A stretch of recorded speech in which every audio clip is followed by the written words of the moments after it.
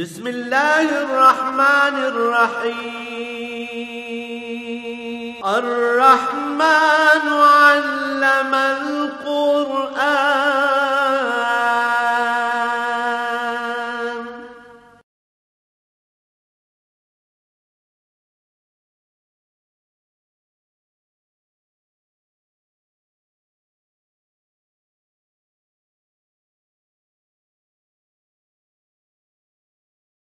الحمد للہ رب العالمین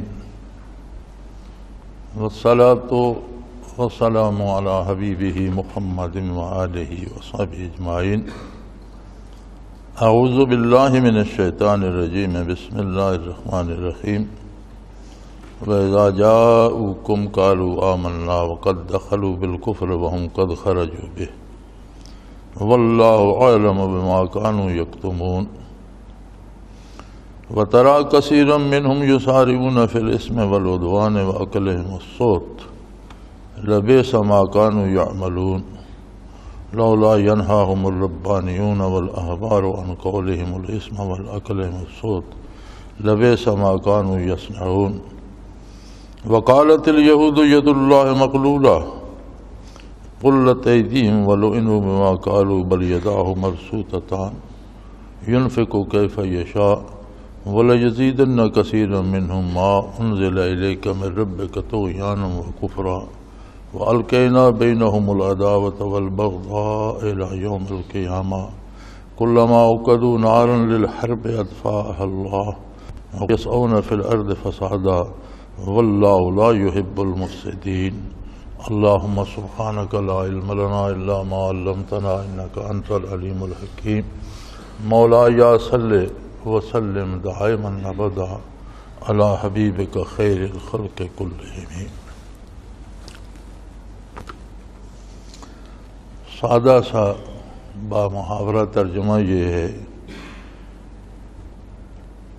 کہ جب آپ لوگوں کے پاس یہ لوگ آتے ہیں اور دعویٰ کرتے ہیں کہ ہم ایمان لے آئے تو وہ بھی جھوٹ بولتے ہیں۔ یہ کفر لے کر آتے ہیں اور ایسے بد نصیب ہیں کہ کفر ہی لے کر جاتے ہیں، اس لیے کہ اللہ کریم جانتا ہے جو باتیں یہ پوشیدہ رکھتے ہیں۔ اور آپ ان کو دیکھتے ہیں کہ ان کی اکثریت جو ہے وہ گناہ، جرم، بغاوت اور حرام کھانے میں، ناجائز مال کھانے میں بہت تیزی دکھاتی ہے۔ وَأَكْلِهِمُ السُّحْتَ، سوت کہتے ہیں کہ کسی کام کی اجرت ملتی ہو پھر اس پر رشوت لے کر کرے، جیسے سرکاری ملازم تنخواہ لیتے ہیں لیکن کام جو ان کو کرنا چاہیے، جو ان کے فرائض میں شامل ہے، اگر وہ رشوت لے کر کرتے ہیں تو اس حرام کو سوت کہتے ہیں۔ لَبِئْسَ مَا كَانُوا يَعْمَلُونَ، ان کا یہ عمل بہت ہی برا ہے۔ اور ان کے علماء اور ان کے دینی رہنما ان کو اس بات سے کیوں نہیں روکتے؟ یعنی انہیں روکنا چاہیے گناہ سے اور حرام کھانے سے، کیونکہ ان کا کردار بہت ہی برا ہے۔ اور یہودی کہتے ہیں کہ اللہ کے ہاتھ بندھے ہوئے ہیں، ان کے اپنے ہاتھ اللہ کرے بند ہوں، اور جس طرح کی یہ باتیں کرتے ہیں اس کی وجہ سے اللہ ان پر لعنت فرماتا ہے۔ اللہ کے ہاتھ کوئی نہیں روک سکتا، اس کے ہاتھ کھلے ہیں، اور اس کی دلیل ہے کہ وہ کائنات کا پالنے والا ہے، وہ جو چاہتا ہے جیسے چاہتا ہے خرچ کرتا ہے۔ لیکن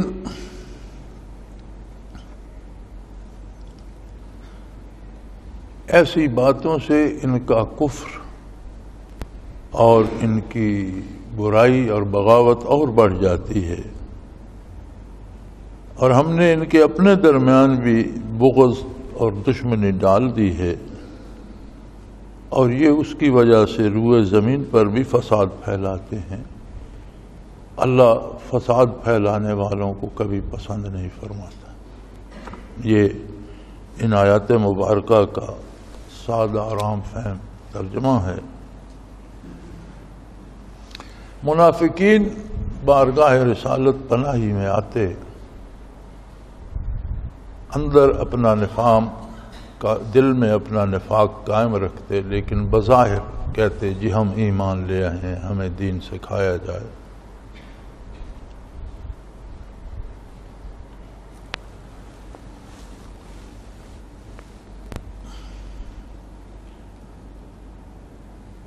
لیکن ایسے بد نصیب تھے کہ حضور صلی اللہ علیہ وسلم کی ذات والا صفات تو چشمہ حیات تھی،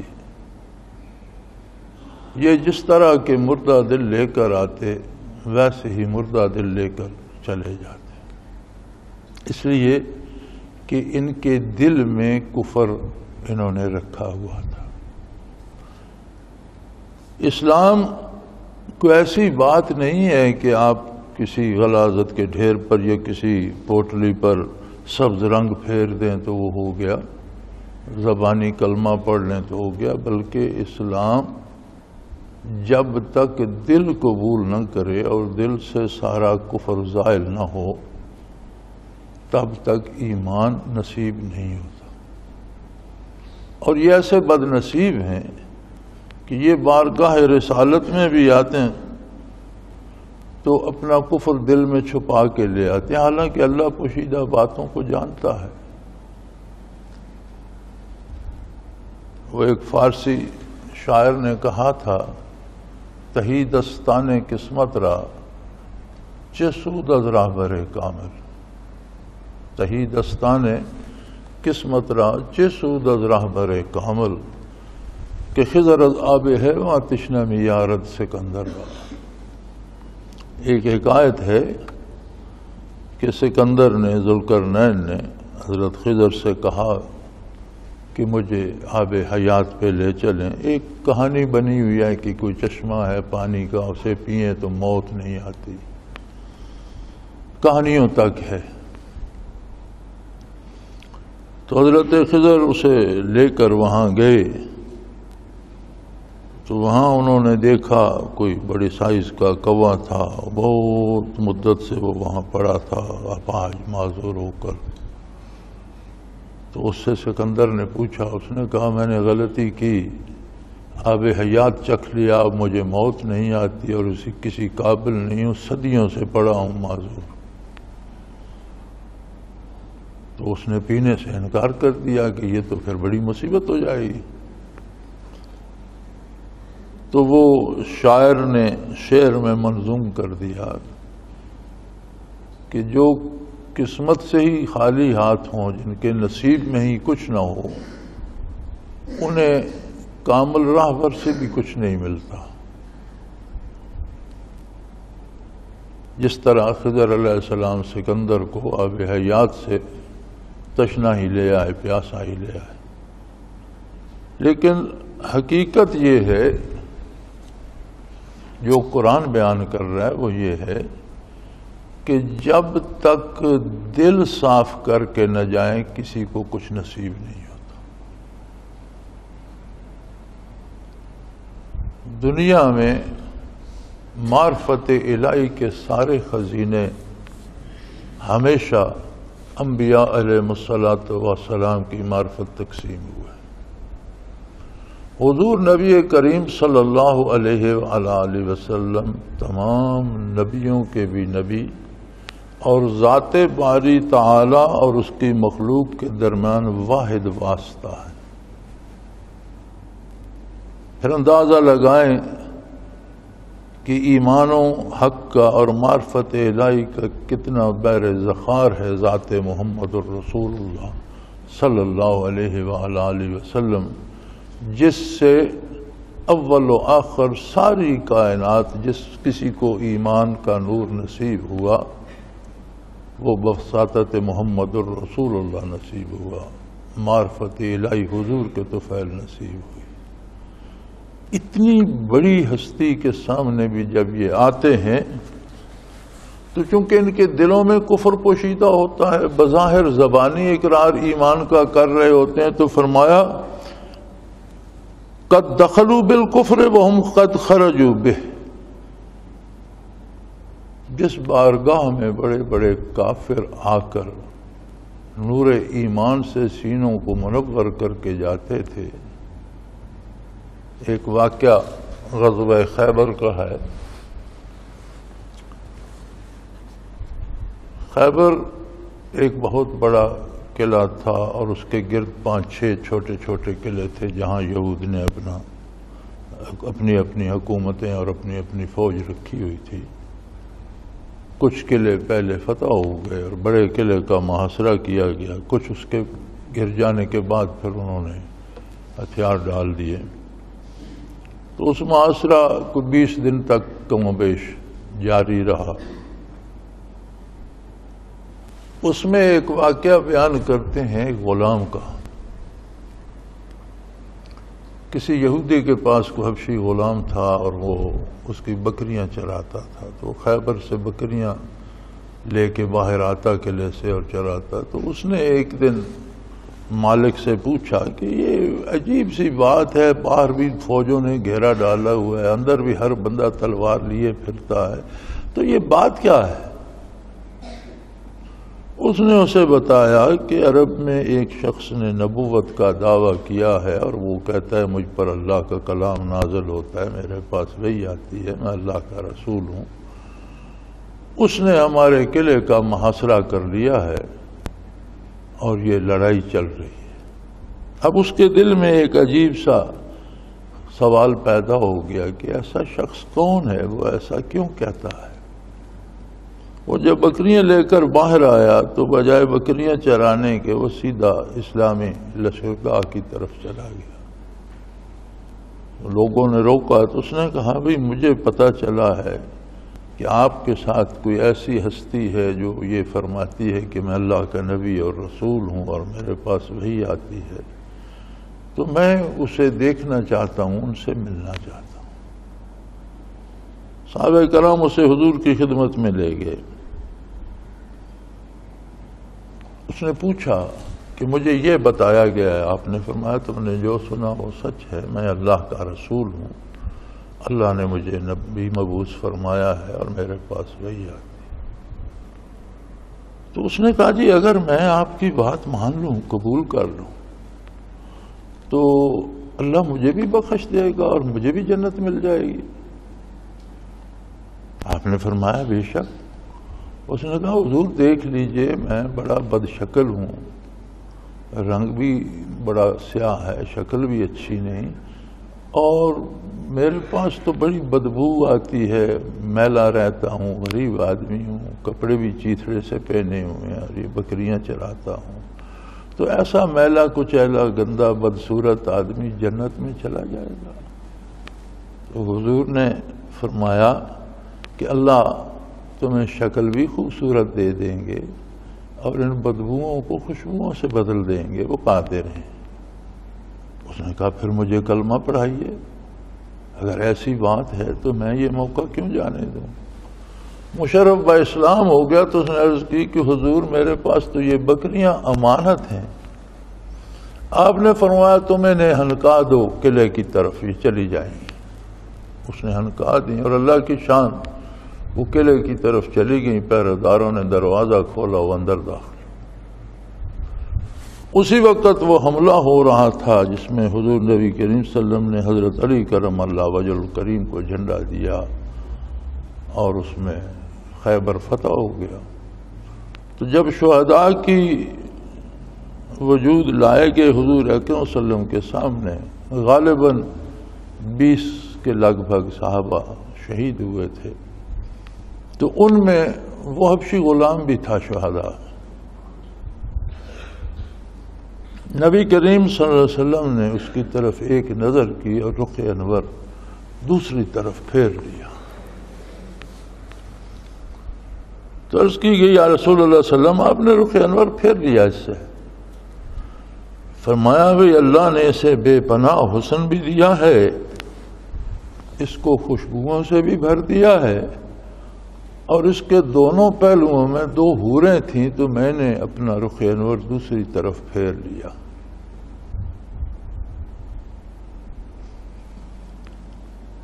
تو صحابہ کرام فرمایا کرتے تھے کہ عجیب آدمی ہے، اس نے نماز تو سیکھی نہیں اور ایک نماز ادا نہیں کی اور کلمہ پڑھا اور اگلے دن میں جنت میں پہنچ گیا۔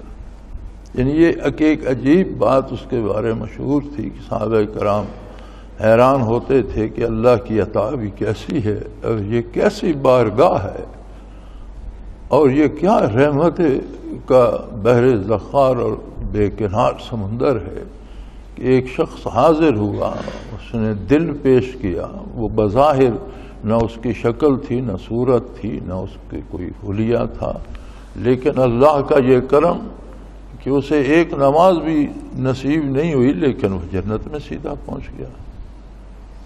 تو فرمایا اس بارگاہ میں بھی جو دل میں کفر لے کر آتے ہیں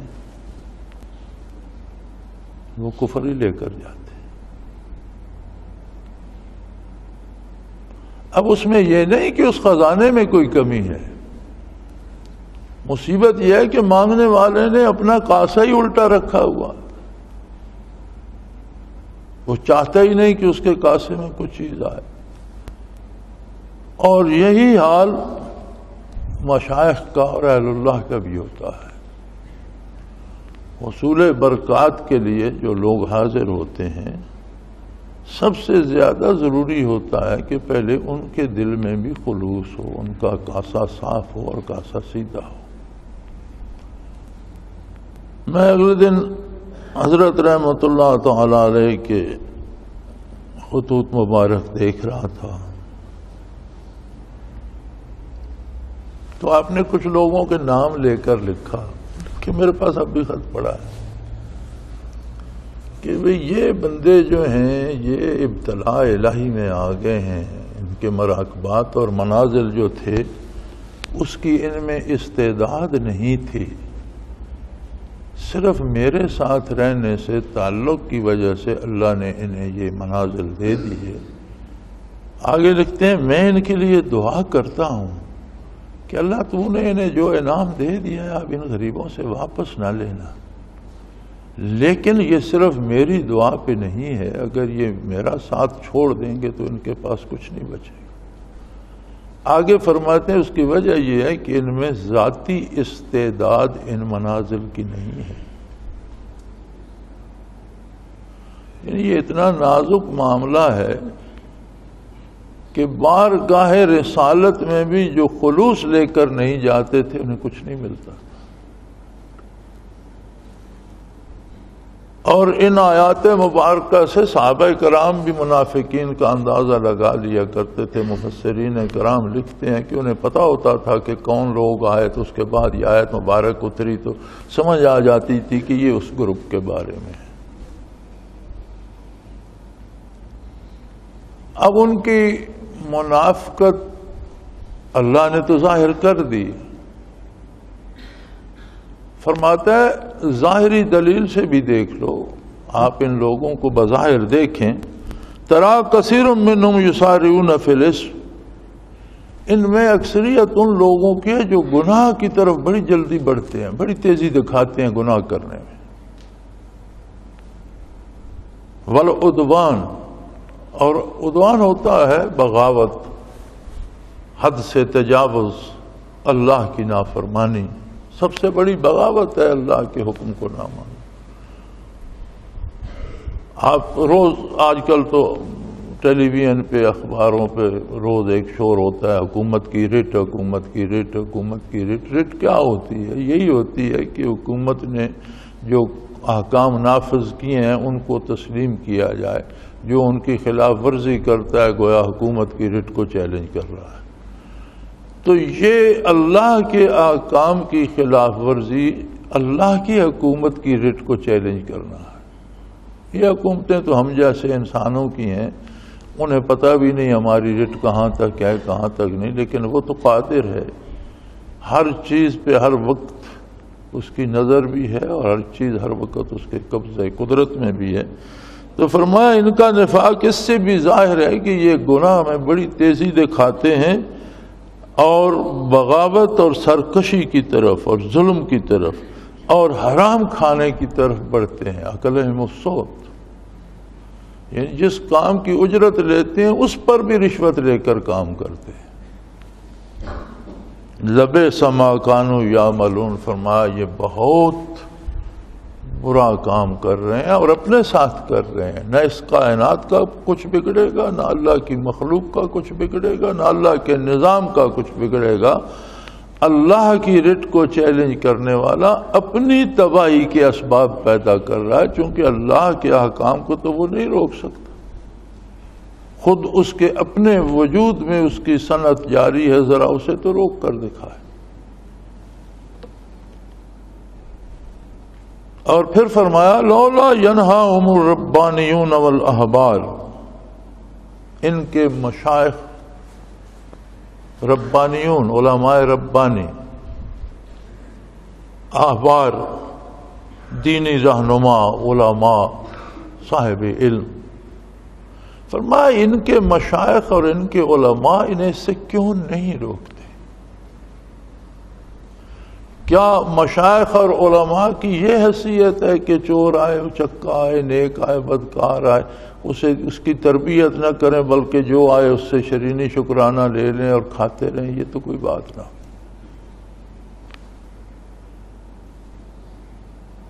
حلیت الاولیاء میں اگلے دن میں دیکھ رہا تھا، وہ فرماتے ہیں، غالباً حضرت سفیان ثوری رحمۃ اللہ تعالی علیہ کے حالات میں تھا، وہ فرماتے ہیں کہ گناہ، اللہ کی نافرمانی یہ بیماری ہے، اور علماء اور مشائخ اس کی دوا ہیں۔ اللہ کی نافرمانی اور گناہ جو ہے یہ بیماری ہے، مشائخ اور علماء کرام اس کی دوا ہیں۔ تو فرمایا اگر دوا ہی خراب ہو جائے، بگڑ جائے، تو پھر بیماری کہاں پہنچے گی؟ اگر علماء اور مشائخ ہی خود جرائم پیشہ ہو جائیں یا گناہ میں مبتلا ہو جائیں یا بیمار ہو جائیں، تو پھر دوسروں کا علاج کون کرے گا؟ پھر اللہ ہی حافظ ہے۔ تو قومیں جب بھی تباہ ہوتی ہیں، ہمیشہ یہ تباہی اوپر سے آتی ہے۔ حکمران ایسے ہوتے ہیں جو برائی کی طرف مائل ہوتے ہیں تو پوری قوم برائی پہ لگ جاتی ہے۔ الناس علی دین ملوکہم او کما قال رسول اللہ صلی اللہ علیہ وسلم، فرمایا لوگ اپنے حکمران کے کردار کے پیچھے چلتے ہیں، اور حکمران اور حکومتیں جو ہوتی ہیں ان کی حیثیت ایسی ہوتی ہے جیسے جسم میں دماغ ہوتا ہے۔ اب کسی کا دماغ خراب ہو جائے تو وہ کپڑے بھی پھاڑ دے گا، وہ گالیاں بھی دے گا، وہ کھانا پینا بھی ٹھیک نہیں کرے گا، وہ بدسلوکی بھی کرے گا، تو لوگ درگزر کرتے ہیں، کہتے ہیں یار اس کا کیا قصور، اس کا دماغ ہی خراب ہے۔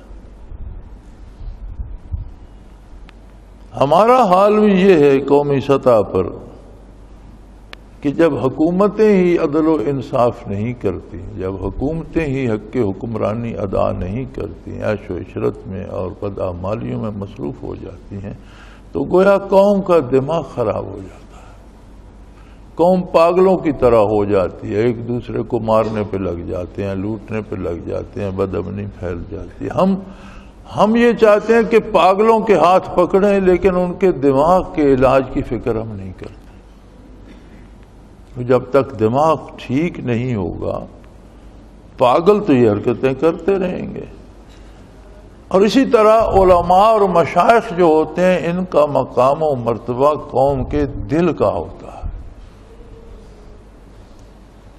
دماغ خراب ہو جائے تو بندہ غلط حرکات کرتا ہے، زندہ تو رہتا ہے، پاگل جیتے رہتے ہیں برسوں۔ دل جواب دے جائے تو موت واقع ہو جاتی ہے۔ علماء اور مشائخ دل کا درجہ رکھتے ہیں۔ اگر خدا نہ کرے کسی قوم کے یہ لوگ بھی برائی میں مبتلا ہو جائیں تو پھر سمجھو اسے ہارٹ اٹیک آ گیا، وہ من حیث القوم ختم ہو گئی، اس کی قومی حیثیت باقی نہیں رہتی، وہ مر جاتی ہے۔ وجود تو زندہ رہتے ہیں، لیکن وہ عرب شاعر نے کہا تھا وَأَجْسَامُهُمْ قَبْلَ الْقُبُورِ قُبُورُ، وہ روح کی قبریں بن جاتی ہیں، روحانیت اور روح اندر مر جاتی ہے اور چلتے پھرتے جسم ارواح کی قبریں بن جاتے ہیں۔ وَأَجْسَامُهُمْ قَبْلَ الْقُبُورِ قُبُورُ، قبر میں جانے سے پہلے ان کے وجود ان کی روحوں کی قبریں بن گئی۔ تو قرآن کریم یہاں بڑا انداز ایسا اپناتا ہے جو جیسے حیرت یہ لولا کیوں نہیں کرتے یہ؟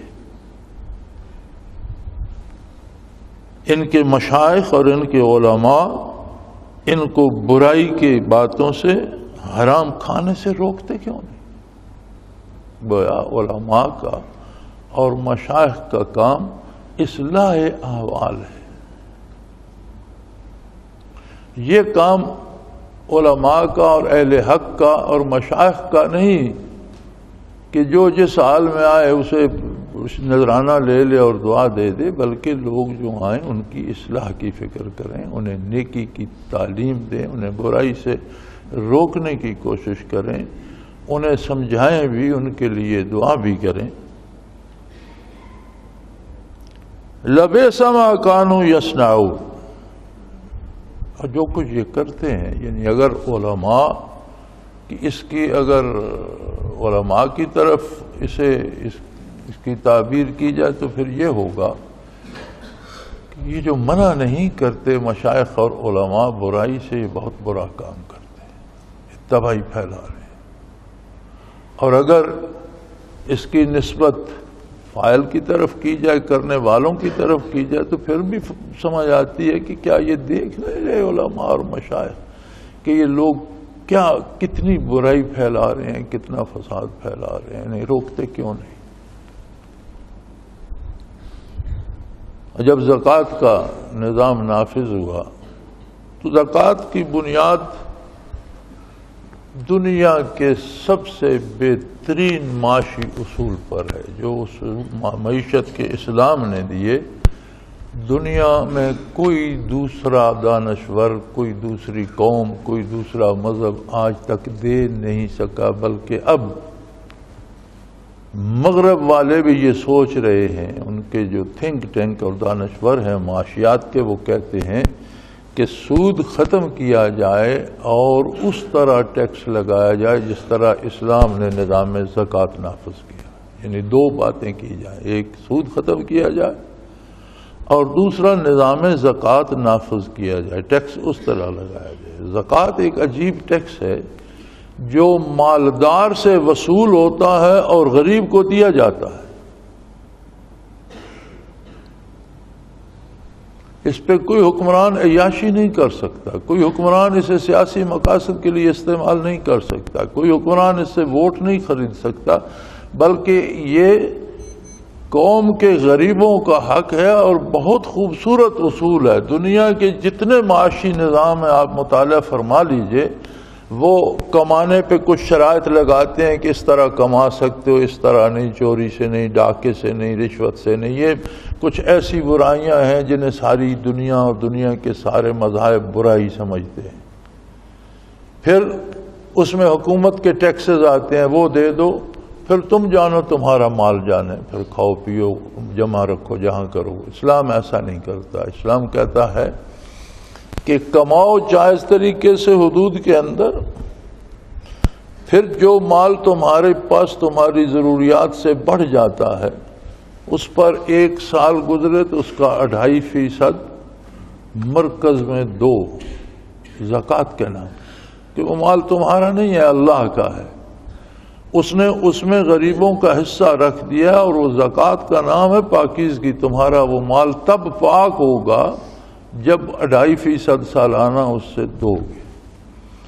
وہ 2.5% جو ہے وہ پھر غریبوں کی ضروریات، مفلسوں کو، بے روزگاروں کو بے روزگاری الاؤنس، بیماروں کا علاج، بچوں کی تعلیم، بھوکوں کے پیٹ بھرنے کے لیے، وہ ان سب فلاحی امور پہ خرچ ہوگا۔ ملک کے دفاع پہ خرچ ہو سکتا ہے، ملکی اور قومی ضروریات پہ خرچ ہو سکتا ہے، قیدیوں کی بہتری پہ خرچ ہو سکتا ہے، غلاموں کو آزاد کرانے پہ خرچ ہو سکتا ہے، وہ تمام رفاہی امور پہ خرچ ہوگا۔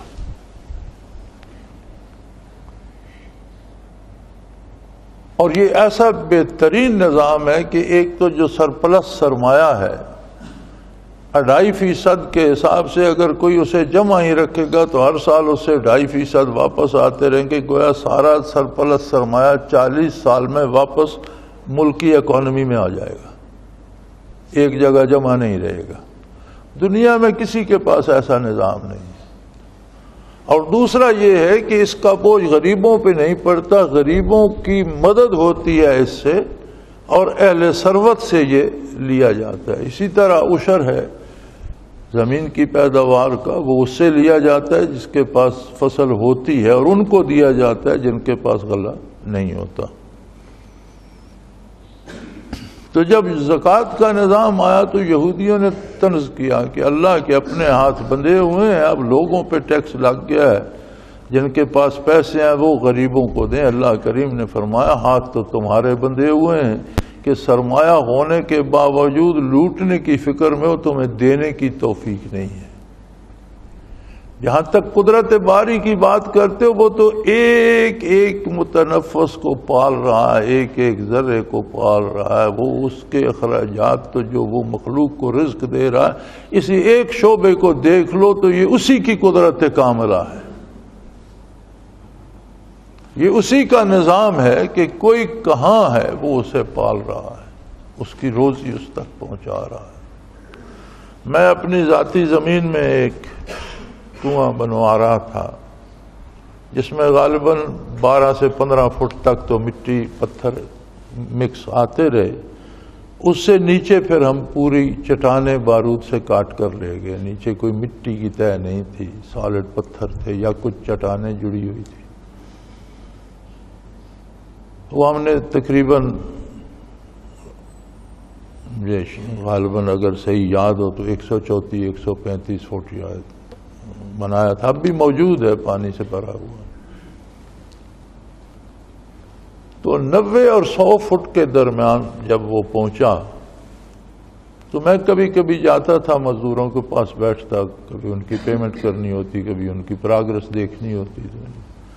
تو میں گیا تو انہوں نے ایک اتنا سا گول پتھر نکالا ہوا تھا، وہ 90 فٹ سے نیچے انہوں نے جب بارود لگایا، ایک وہ چٹان پھٹی تو ایک گیند سا اتنا سا اس میں سے پتھر کا نکلا، بالکل بند تھا، کہیں اسے کوئی سوراخ نہیں۔ جب اس گیند کو درمیان سے انہوں نے توڑا تو اس میں اتنی سی جگہ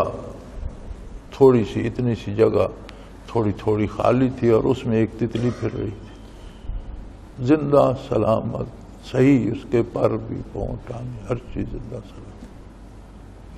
اب یہ 90-92 فٹ چٹانوں کی گہرائی میں پھر ایک گولے میں بند، کون اسے آکسیجن پہنچا رہا ہے، کون اسے روزی دے رہا ہے، کون اس تک پانی پہنچا رہا ہے، کون اس کی ضروریات، مکمل ایک ایک پر ایک ایک ٹانگ، ہر چیز اس کی مکمل تھی۔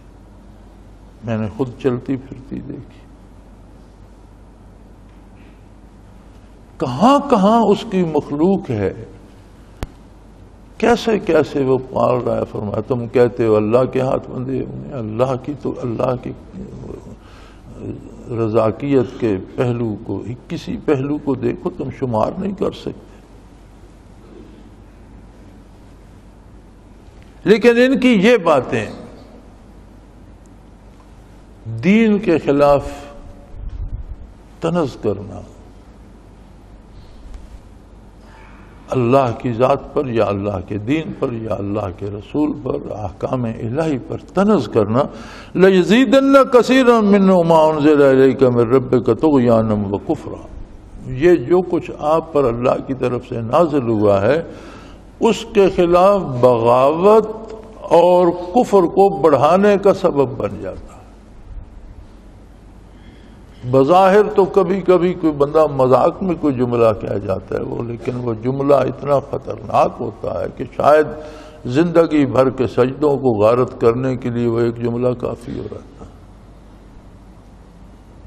سو کوئی ایسا لفظ جس میں توہین آتی ہو دین کی یا اللہ کی عظمت کی یا اللہ کے نبی صلی اللہ علیہ وسلم کی یا احکام شریعت کی، ایسا جملہ زبان سے ادا نہیں کرنا چاہیے۔ فرمایا اس طرح کے اقوال لَيَزِيدَنَّ كَثِيرًا مِّنْهُ مَا أُنزِلَ إِلَيْكَ مِن رَّبِّكَ طُغْيَانًا وَكُفْرًا، اس طرح کی باتیں جو اللہ سے آپ کی طرف حق نازل ہوا ہے، اس حق کے خلاف بغاوت اور کفر کو بڑھا دیتی ہیں، اس کی سزا میں ان پر مزید کفر کا بوجھ لگ جاتا ہے۔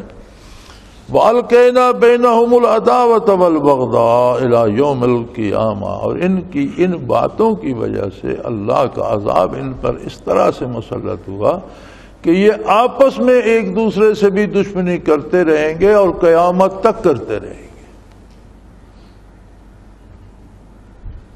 صرف آج ہی نہیں، قیامت تک کرتے رہیں گے۔ اور آج بھی، آج کی تاریخ کو اٹھا کر دیکھ لیجئے، کہتے ہیں امریکہ کی معیشت اور امریکہ کا سارا جو نظام ہے ٹیلی ویژن اخبار وغیرہ کا یہودیوں کے قبضے میں، لیکن کیا اس کی وجہ سے وہ امریکہ سے دوستی کر رہے ہیں؟ یعنی عملاً امریکہ کی تباہی کا سبب بن رہے ہیں۔ سارے یورپ، امریکہ، ویسٹ میں دیکھ لو، جس طرح خنزیر اسلام میں حرام ہے اسی طرح ساری کتابوں میں حرام ہے، یہودیوں کے دین میں بھی حرام ہے، عیسائیوں کی کتاب میں بھی حرام ہے۔ اچھا، مزے کی بات یہ ہے کہ یہودی آج بھی خنزیر نہیں کھاتا، لیکن ساری عیسائیت کو خنزیر کھانے پہ لگا دیا۔ یعنی ایک دوسرے کے بھی دشمن ہیں۔ مسلمانوں کے خلاف متحد بھی ہو جائیں، پھر بھی یہ فرمایا یہ قیامت تک ایک دوسرے کی بھی برائی ہی چاہیں گے، ایک دوسرے کے ساتھ بھی زیادتی کرتے رہیں گے، ظلم کرتے رہیں گے۔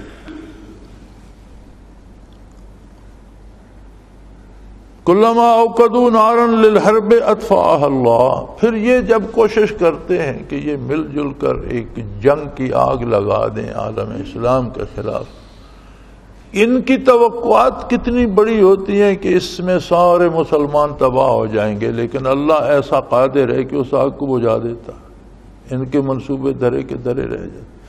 1400 سال تو ہو گئے انہیں اسلام کو مٹاتے، کتنی انہوں نے غلط قرآن کریم تباہ کر کے پھیلانے کی کوشش کی، کتنے لوگوں کو گمراہ کر کے ان سے غلط کتابیں لکھوائیں، کتنے لوگوں سے غلط فتوے لیے، کتنے لوگوں کو واصل جہنم کیا اور مسلمانوں کو گمراہ کرنے کی کوشش کی، لیکن الحمدللہ اللہ کا دین آج بھی سلامت محفوظ، قرآن حکیم کا بھی ایک ایک حرف محفوظ اور ارشادات نبوی کا بھی ایک ایک لفظ محفوظ، اور اس پر عمل کرنے والے بھی بحمداللہ موجود۔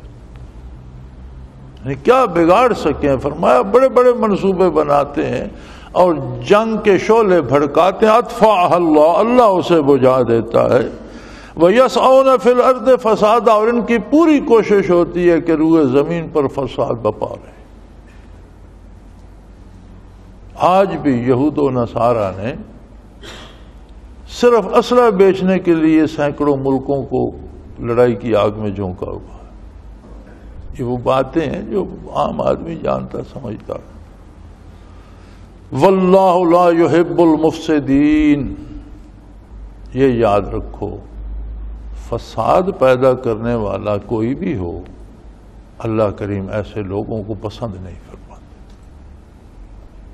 کبھی کوئی مفسد اللہ کا محبوب نہیں بن سکتا، اللہ کو اپنی کائنات میں فساد پسند نہیں ہے۔ وآخر دعوانا ان الحمدللہ رب العالمین۔ اللہ اللہ اللہ اللہ اللہ اللہ اللہ اللہ۔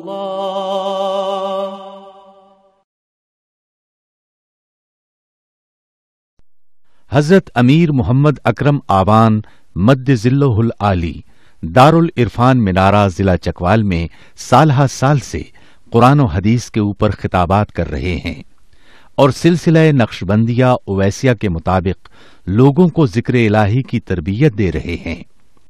وہ قرآن پاک کی تفسیر ترتیب وار بیان کر رہے ہیں۔